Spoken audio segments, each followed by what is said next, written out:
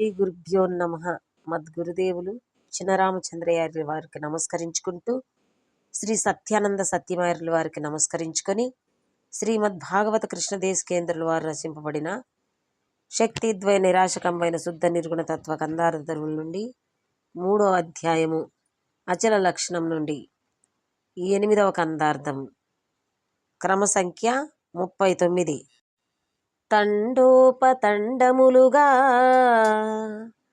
దండి జషాదికములన్ని తన లోపల నుద్దండత నుండిన పోయిన నుండు సముద్రంబు ఎరుగాకుండు ఎప్పటికీ పరిపూర్ణమేట్లుండు నెప్పటికీ ఎండమావుల రీతి నుండేటి బ్రహ్మాండ ముండిన పోయిన రెండు గుర్తెరుగాని దుండు నెప్పటికీ పరిపూర్ణమేట్లుండు నెప్పటికీ.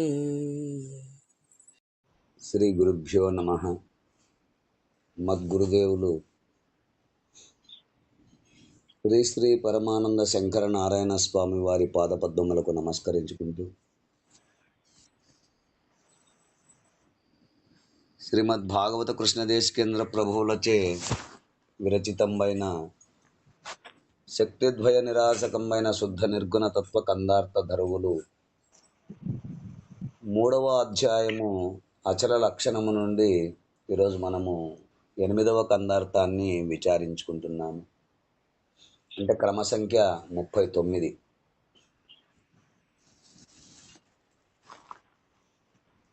క్రిందటి కందార్థంలో ఆకాశము, వాయువు, అగ్ని, జల, పృథ్వీలను పంచభూతములకు జనకమైన ఎరుకయే పంచభూతాత్మిక జగత్తు అయినది ఈ ఆత్మ అనగా ఎరుక జగత్తులు రెండును రాకడా పోకడలు దేని యందు జరుగుచున్నవో అదే పరిపూర్ణ పరబ్రహ్మము. అలా కాదు అంటే అది ఒట్టి మాటయే అగును. ఇక జీవ, పితృ, దేవలోకములను ముల్లోకములతో కూడిన ఈ బ్రహ్మాండ రాకపోకలు పరిపూర్ణమునందే ఉన్నప్పటికీ దాని జోలి ఎంత మాత్రము ఎరుగనిది పరిపూర్ణమని క్రిందటి కందార్థములో మనము తెలుసుకున్నాము. ఇక తదుపరి 39వ కందార్థము బయలెరుకల అత్యంత విభిన్నత్వము.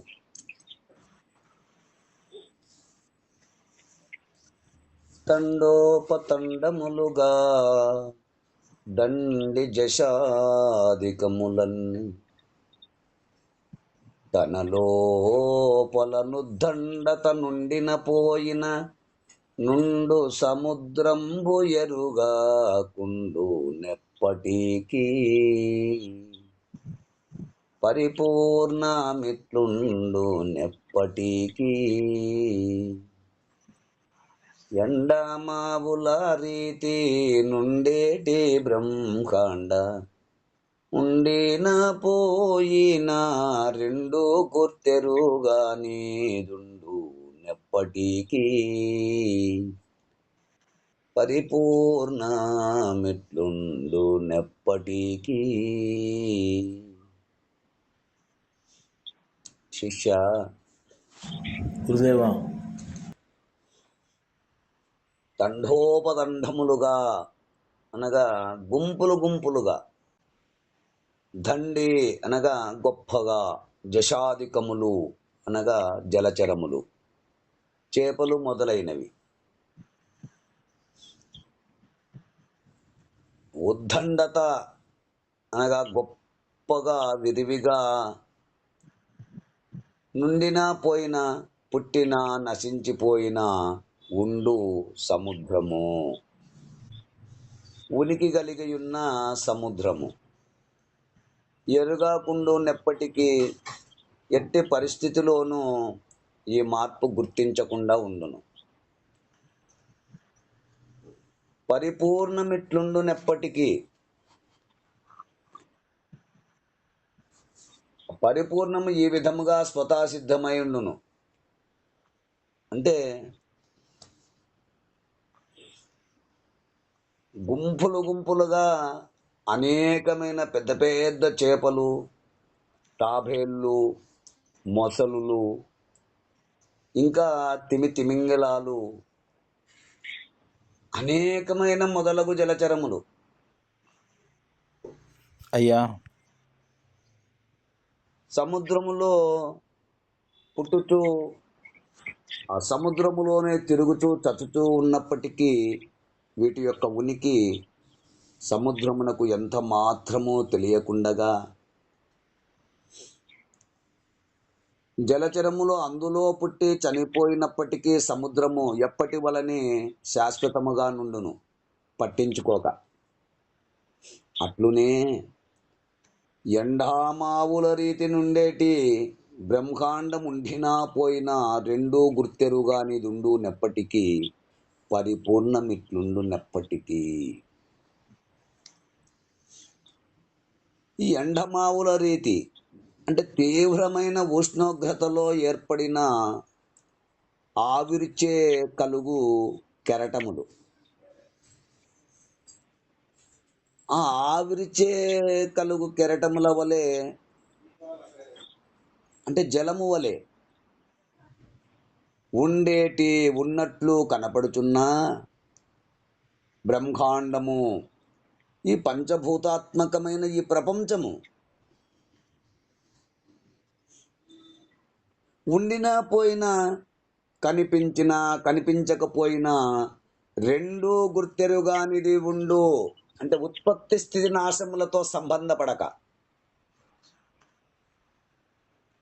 అట్లే ఎండమావుల రీతిగా లేనిది ఉన్నట్లు తోచుచున్నా ఈ బ్రహ్మాండము పరిపూర్ణములోనే తోచబడి లేకపోయినప్పటికీ ఈ బ్రహ్మాండం యొక్క సంగతి ఎంత మాత్రము పరిపూర్ణమునకు తెలియదు.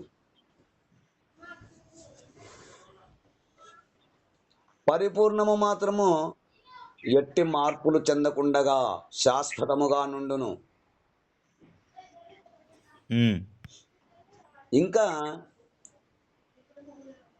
బాహ్యమధ్యేచ జాతంతో బాహ్యమధ్యేచ నశ్యతి సముద్రే మత్స్య కూర్మాధ్వ యథాచరతి జంతు అన్నట్లుగా సముద్రము మధ్య జలచరములైన తాబేళ్ళు, చేపలు పుడుతూ గిట్టుతూ ఉన్నప్పటికీ ఆ పరబాహ్యము మధ్య ఈ సకల చరాచరములన్నీ చరించుచున్నవి, నశించుచున్నవి. అంటే సముద్రమునందు జలచరాదులు గుంపులుగా నుండి వ్యవహరించుచున్నను తన లోపల ఉండి గగ్గోలు చేస్తూ ఉన్నప్పటికీ అవి చనిపోయినను మరి సముద్రము ఎట్లు గుర్తించకపోతున్నదో అదే విధముగా గుర్తించదు. ఈ ఎండమావుల రీతి గుర్తించదు. ఈ ఎండమావుల రీతి బ్రహ్మాండముండినా పోయినా పరిపూర్ణము గుర్తెరగకనే ఉండును. ఆ సముద్రములో చేపలు, తాబేళ్ళు, మొసలులు, తిమింగలాదులు మొదలగు జలచరములు పుట్టి చచ్చుచున్నను ఎట్లు ఎరుగదో అట్లు ఈ పరిపూర్ణ పరబాహ్యమందు బ్రహ్మాండముగా కనపడుచు 84 లక్షల చరాచరములు పుట్టినట్లు తోచే పరిపూర్ణమందే నశించుచున్నవి. అయినా అది పట్టించుకోవడము లేదు. ఎందుకు అంటే ఎరుకతో వచ్చిన విశ్వము ఎరుకతో జనుగాని నిలవది. ఈ బయలైతే ఎరుకతో రాదు, ఎరుకతో పోదు. ఎరుక తనందేమీ లేదు, ఇది నిశ్చయమురా. ఉండుంటే ఈ ఎరుకే తానవురా. ఎరుకతో వచ్చిన విశ్వము ఎరుకతోనే పోవును గాని నిలకడగా ఉండదు. ఉండడానికి స్థానమే లేదు, స్థానము లేదు, మూలము లేదు. బీజవృక్ష న్యాయమున బీజములో ఉపాధి చెందిన వృక్షము బీజముతో కూడా ఎట్లు పోవుచున్నదో అట్లునే ఎరుకతో ఉపాధి చెందిన విశ్వము ఎరుకతోనే పోవును. అవును. ఇక జగము పోయినా ఎరుక నిలవదు, ఎరుక పోయినా జగము నిలవదు. ఎరుక జగములు రెండు ఒకటే కనుక రెండు ఒకటే. ఎరుక పోయినా జగము నిలవదు, జగము పోయినా ఎరుక నిలవదు, రెండు ఒకటే. అట్లానే గురుదేవ. తథాచరతి బాక్ష్యచ్చ మధ్యే సర్వచరాచరం. బాక్ష్యం సర్వగతం నిత్యం అచలం చాష్యతే సదా అన్నట్లుగా అంతటా నిండే నిబిడీకృతమైన పరిపూర్ణ పరవాక్ష్యమందు సకల చరాచరములు సంచరించుచున్నప్పటికీ పరిపూర్ణ పరబ్రహ్మములోనే బయట మధ్య అంతటా నిండి నిబిడీకృతమై ఉన్నది. ఆ పరిపూర్ణ పరబ్రహ్మము లోన బయట మధ్య అంతటా నిండి నిబిడీకృతమై ఉన్నది. ఎట్లంటే జలమందు మొదలు లేకనే జలచరములు పుట్టి పెరిగి సమసిన రీతిన్ అచల పరిపూర్ణములోని విలసజ్జనము స్థితియు విలయములవురా. నీటి యందు మొదలు లేనిదే. ఆ నీటిలో ఈ జలచరములు లేకపోయినప్పటికీ అందులోనే ఆ జలచరములోనే పుట్టి పెరిగి నశించిన విధమున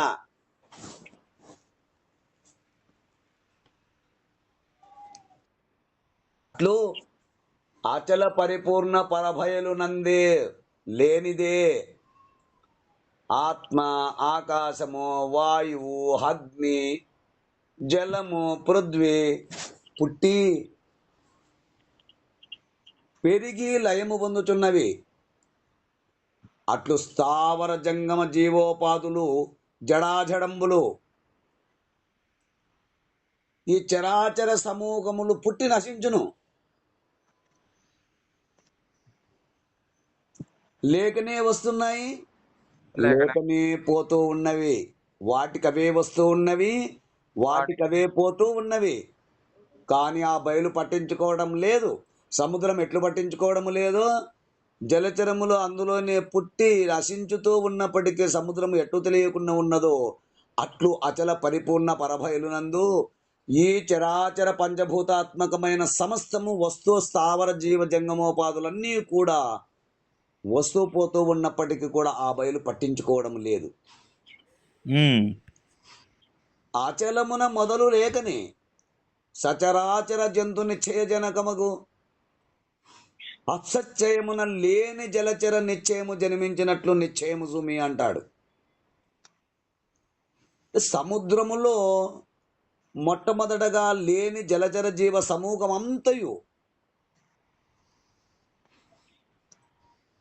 మొట్టమొదటగా లేవు. లేని జలచర జీవ సమూహం అంత తర్వాత పుట్టి పెరిగి నశించినట్లుగా పరిపూర్ణ పరబ్రహ్మమందు ఆ పరిపూర్ణ పరబ్రహ్మమందు మొదట లేకని ఈ చరాచర జీవ సమూహముతో కూడిన సమస్త జగత్తు పుట్టుచున్నది. ఇదే నిజము సుమా అంటూ భాక్ష్యం సర్వగతం నిత్యం అన్నట్లు ఆ పరిపూర్ణ పరభాక్ష్యభ్యంతరములందు నిండి ఉన్నది, శాశ్వతమైనది. ఆ శాశ్వతమైనటువంటి పరిపూర్ణ పరభాక్ష్యములో ఇదంతయు జీవ జగత్తుగా తోచుచూ ఉన్నప్పటికీ కూడా అది శాశ్వతముగా నిలబడానికి అవకాశమే లేదు, నిలబడలేదు. అంతటా అదే నిండి నిమిడీకృతమై ఉంటే మళ్ళీ ఇంకా ఈ జలచరములు ఈ జీవ జగత్తులన్నీ ఎక్కడి నుంచి వస్తాయి? అది ఉన్నవని నీ భ్రమతి మాత్రమే, నీ భ్రమ మాత్రమే. ఎట్లయ్యా? అందుకే అంటారు సకల దేశములందు సకల కాలములందు సకల వస్తువులందు చంచలము లేక చావు పుట్టుకలేని ఈ ఉత్త బట్ట బయలే కాని రెండోది లేదు లేదు. కలలో నగనుగొన్న గజము మేల్కొని చూడ లేసమైనను ఏమి లేని భంగే భ్రమయుక్తమైన మూలము లేని ఈ గుర్తెరిగే శరీరము ఏమి లేదు. ఇది గురువాక్య పద్ధతి విదితముగను విమర్శించిన వాడు వివేక గనుడు. రమ్య గుణధామ భద్రాద్రి రామ పరశురామ నరసింహదాస సంరక్షితాంక. అంటే ఈ చావు పుట్టుకలే లేని ఈ ఉత్త బట్ట భయలే కాని రెండోది లేదు లేదు అంటూ ఘంటాపదముగా చెప్పి ఉన్నారు.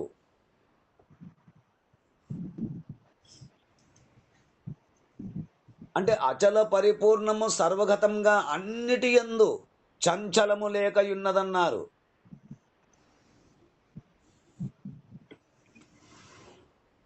అందుకే కృష్ణ ప్రభువులు సంతాతమొక రీతి సకల దేశముల యందు అంతటా నిండున్నది అదిగో పరిపూర్ణము అంటూ సెలవిచ్చారు. అచల పరిపూర్ణమును ఎల్లప్పుడొక్క రీతిగా సకల దేశములంతటా సర్వ వస్తువుల యందు నిండి ఉన్నదని సెలవిచ్చినారు.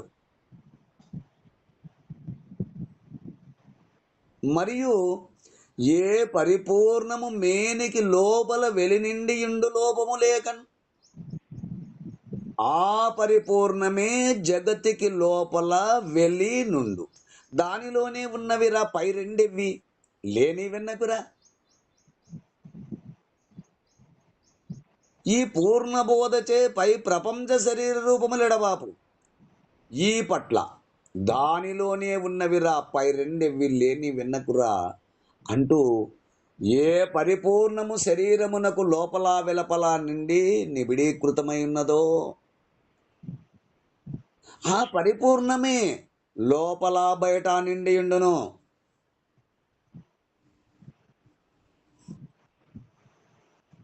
దాని యందే ఈ శరీరము జగము తెలియచున్నవి అంటూ శ్రీమద్ భాగవత కృష్ణ దేశికేంద్ర ప్రభువులు సెలవిచ్చారు. పరిపూర్ణం యొక్క సర్వగత స్థితిని వర్ణించినారు.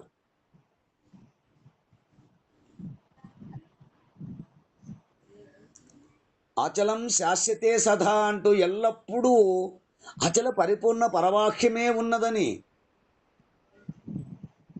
అందుకే శ్రీ భూమానంద మందిప్పల హనుమద్దేశకులు వారు పరతత్వ ప్రకాశికలో ఈ విధంగా తెలుపుతారు.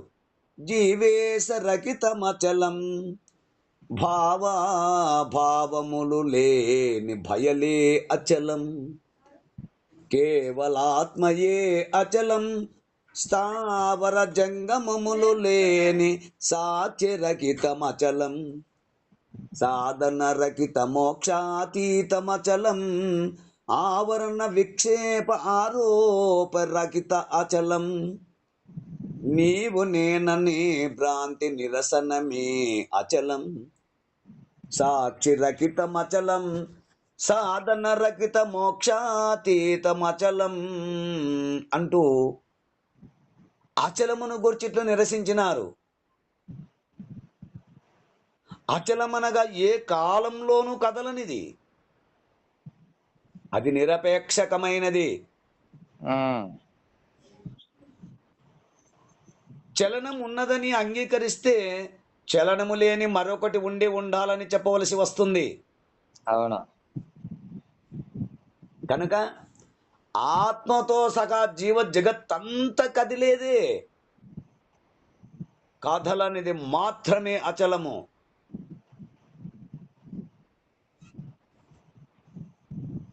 వీటికన్నిటికీ అతీతముగా ఉండాలి. అలా ఉన్నదానికి వ్యవహారార్థమే పరిపూర్ణము అని పేరు పెట్టుకున్నారు.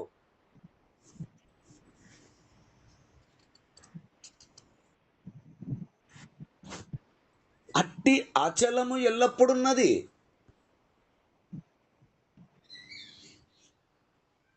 బ్రహ్మమేడననుచు పలుమారు నాడేరు వెర్రి మూడ జనుల విధము చూడ బ్రహ్మమన్నిటందు పరిపూర్ణమయ్యుండు విశ్వదాభిరామ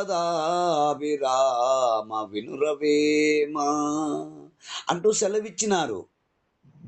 అనగా సకల వస్తువుల యందు పరిపూర్ణముగా నిండి ఉన్నదే పరిపూర్ణము. అవును. నామరూపాలు గల వస్తువులు లేక, వస్తువు యొక్క ఆవరణము కూడా లేక, పరిపూర్ణము తప్ప మరొకటి లేనే లేక నిండి ఉన్నది. అన్నిటి యందు అనగా అన్నిటిలోనూ మాత్రమే కాదు, అన్ని వస్తువుల యందు బాహ్యాభ్యాంతరముల యందును వస్తువు లోపల అను మాటల వ్యత్యాసమును గుర్తించాలి ఇక్కడ. ఎట్లంటే బెల్లము లోపల అంటే బెల్లములో ఎక్కడో అని చెప్పాల్సి వస్తుంది. బెల్లము యందు అంటే ఆ బెల్లము యొక్క ప్రతి అణువులోను అణువణువు మధ్య సర్వత్రా నిండి ఉన్నది తీపి. అట్లు లోపల బయట అంటే లోపల ఎక్కడో అని కాదు, లో వెలి అంటేనే అణువు అంతటా సర్వత్రా నిండి ఉన్నటువంటిది ఒక్క పరిపూర్ణ పరబ్రహ్మము తప్ప రెండో వస్తువు లేదు అని అర్థము.